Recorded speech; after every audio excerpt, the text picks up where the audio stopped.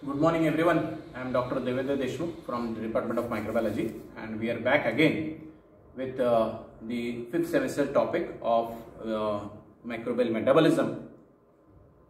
मित्रों, आपण लेक्चर चालू करण्याच्या आधी सगळ्यात महत्त्वाचा पॉइंट, एक मायक्रोबायोलॉजिस्ट म्हणून this is our responsibility. Nowadays we are suffering from a major pandemic kind of situation that is called as conjunctivitis, डोळे येणं.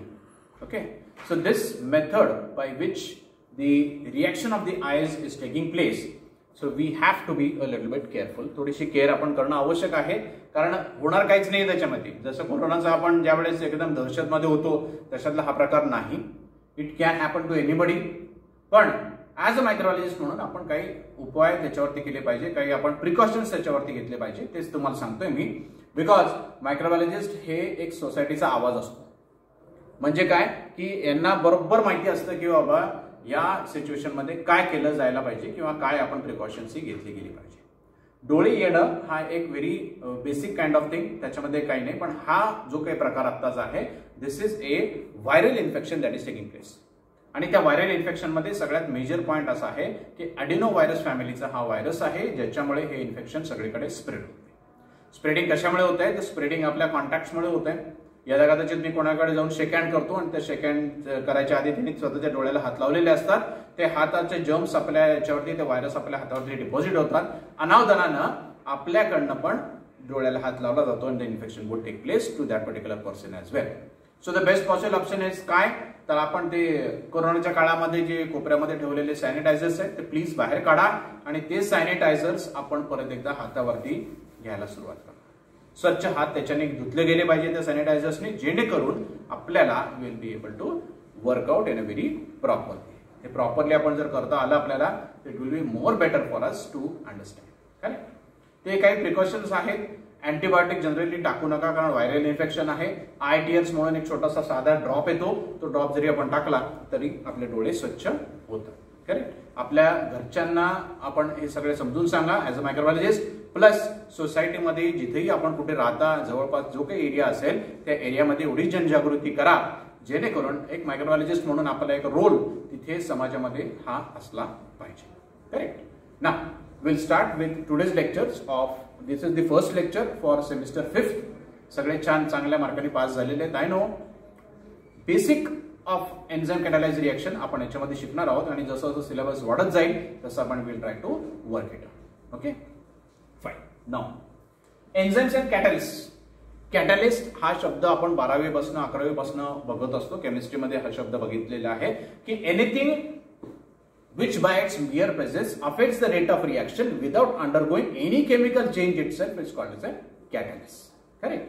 मग एन्झाइम कॅटालिसिस रिएक्शन कशी असणार आहे, तर इथे छान डायग्राम आपल्याला दिलेली आहे. हे एन्झाइम आहे, त्या एन्झाइम बरोबरती येणारा एक सबस्ट्रेट्स आहेत. हे substrate enzyme substrate complex develop करतात. एन्झाइम परत बाजूला होतो आणि प्रोडक्ट पी जनरेट होतो. सबस्ट्रेटची फिगर बघा तुम्ही, सबस्ट्रेटची कशी आहे आणि प्रोडक्ट पी कसं त्यांनी जनरेट केलेला आहे. एन्झाइम कसं आहे, एन्झाइम मध्ये काही फरक पडला का? नाही. Because enzyme only act as a catalyst. फक्त कॅटलिस्टची भूमिका तयार करण्यासाठी म्हणून त्याचं काम या पर्टिक्युलर पूर्ण डायग्राम मधून आपल्याला इथे दिसतं की enzyme remains as it is. Primary enzyme substrate complex, and ultimately the enzyme is there, release of the product P because of the substrate. Okay, so हे दोन प्रकार त्याच्यामध्ये आपल्याला बघायला मिळतात. प्रायमरी लेवलला जेव्हा सबस्ट्रेट असतो, substrate are degraded into terms of products or generation of products by enzymes. So what are enzymes? An enzyme does not change the chemical reaction, but it accelerates the reaction. Fast reaction करायचं काम कोण करत असेल तर enzyme हे करत असतात. They are not consumed in overall reaction. स्वतः संपत नाही. असं होणार नाही की बाबा एन्झाइम आता सगळं संपून गेला, जाऊ द्या आता बंद झाली रिएक्शन, असं होणार नाही. ते काय करणार आहेत, प्रोडक्ट घेणार आहेत, त्या प्रोडक्टला प्रोसेस करणार आहेत आणि ते सबस्ट्रेटला प्रोसेस करणार आहेत आणि एक प्रोडक्ट जनरेट करणार आहेत. But they undergo chemical or physical changes during reaction and returns to their original state at the end of the reaction. Primary वेळेस त्यांचे स्ट्रक्चरल चेंजेस असू शकतात. They may have certain conformational changes, and after that, once the reaction is over, they'll come back to their own structure. They come back to their own configuration. All enzymes are catalysts, but all catalysts are not enzymes. हा एक खूप underline गोष्ट आहे की सगळे enzymes हे catalyst आहे, पण सगळे कॅटलिस्ट हे एन्झाइम्स नाही. कारण काही असे कॅटलिस्ट आहेत जे स्ट्रक्चरल प्रोटीन्स आहे. फॉर एक्झाम्पल आपण नेहमी म्हणतो की प्रोटीन्स आर एन्झाइम्स, पण सगळे प्रोटीन्स नाही, कारण काही प्रोटीन्स असतात जो जर स्ट्रक्चरल प्रोटीन्स, ते फक्त स्ट्रक्चर्स तिथे डेव्हलप करतात. Okay, then transition state theory was proposed and explain the action of catalyst. Catalyst कशारित्या काम करतो. See this substrate transition state, bend state झाली आणि प्रोडक्ट ब्रोकन स्टेट झाली. Enzyme substrate complex, enzyme substrate complex मध्ये आतमध्ये गेला एन्झाइम, ईएस कॉम्प्लेक्स डेव्हलप झाला. हा ईएस कॉम्प्लेक्स आहे बघा, हा ईएस कॉम्प्लेक्सने त्याला बेंड केला म्हणजे ट्रान्झिशन स्टेट मध्ये गेला आणि ultimately it generates product P. इथे बघा तुम्ही आता एन्झाइमचं कॉन्फिगरेशन काही बदललंय नाही. हे बघा तिन्ही डायग्राम मध्ये आपल्याला दिसतं की enzyme is not changing at all. Once the enzyme degrades that particular product, that degrades its substrate and liberates it, the configuration remains same. त्याच्यामध्ये फरक पडत नाही. ह्याला काय म्हणतात ट्रान्झिशन थेरी. का ट्रान्झिशन थेरी? कारण ट्रान्झिशन स्टेट मध्ये तो जातो, बेंड स्टेट मध्ये जातो, कॉन्फिगरेशन चेंज होतं आणि ultimately the product P is been generated. Catalytic power and specificity of enzymes.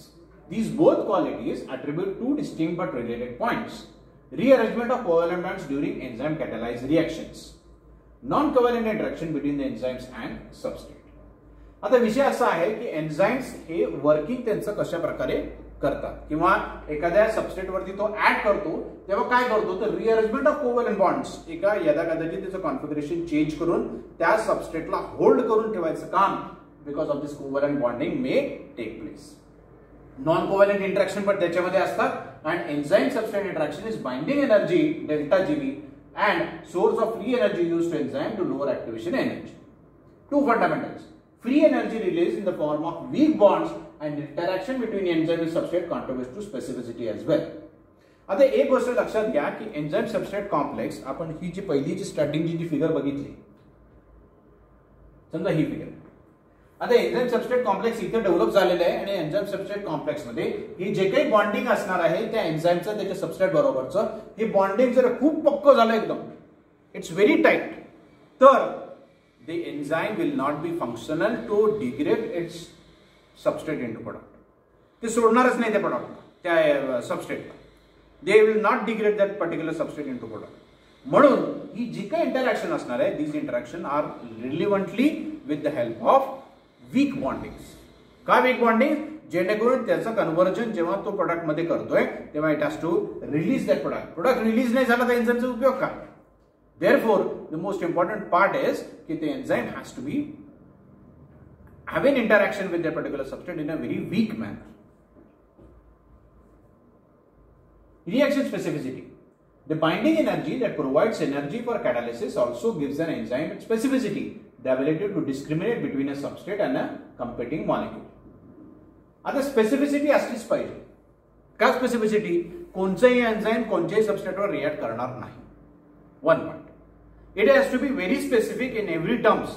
प्रत्येक वेळेस ती स्पेसिफिसिटी त्याला असलंच पाहिजे. करेक्ट. जसं फॉर एक्झाम्पल आपण याच्याने बघणार आहोत लॉक अँड की हायपोथेसिस म्हणून एक मेथड आहे by which one can easily define what is the catalysis or the role of catalyst. हे आपल्याला बघता येईल एन्झाइम सबस्ट्रेट रिएक्शन आहे. फॉर एक्झाम्पल आपण आपल्या घराची एक चाबी, घराला कुलूप लावलेला आणि एक चाबी आहे. मला सांगा त्या चाबी त्या कुलपामध्ये तुमच्या गाडीची चाबी लागेल का?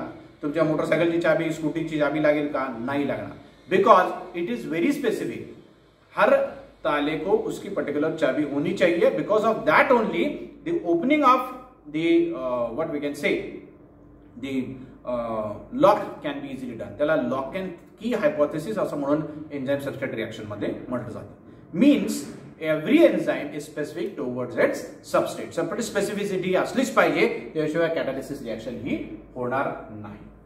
Entropy, freedom of motion of molecule in the solution which is possible that will react. Solvent shell edge bonds bound water that surrounds and helps to stabilize most molecule in a solution. हे वेगवेगळे त्याच्या what we can say constraints enzymes आहेत जेणेकरून enzyme substrate reaction ही normally व्हायला पाहिजे.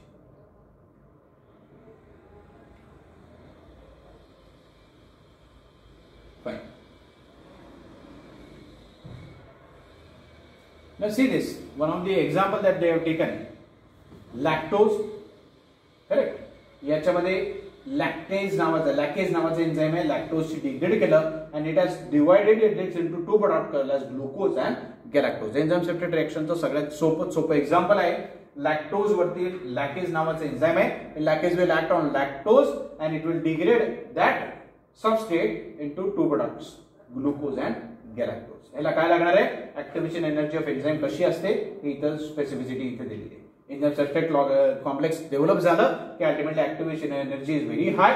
Based on that it will degrade that particular lactose.